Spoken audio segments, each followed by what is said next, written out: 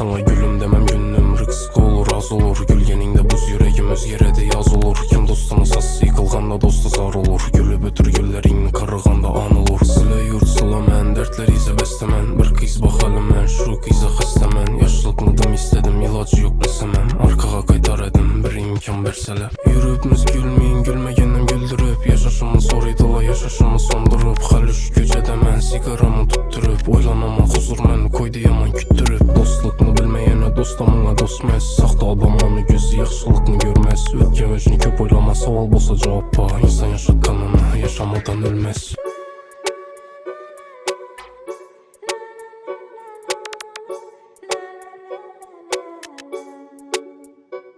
Sana gülüm demem günüm rıksık olur az olur. Gülgeninde buz yüreğim öz yere de yaz olur. Kim dostunu sası yıkılganda dostu zar olur. Gülüp ötür güllerini karıganda an olur. Sıla yurt sıla mən dertleri ise bestemən. Bir kız bak mən şu kızı xəstəmən. Yaşlılıkmıdım istedim ilacı yok bilsemem. Arkağa kaytar edim bir imkan verseler. Dertlerini görüp durup bilmeyene aladılar yine ağır geledi. Künlümün onunla açmağanım köp kızlara vaxtım yok. Məni doğru düşününlə mən rapper mən. Mikrofonum məni dostum olur. Berem bastım asta asta qadamla. Məni daşa uzdaki kardeşlarıma salamla. Hakikatını yazmasam noğa gerek bu kalamla. Hafa bolsam indi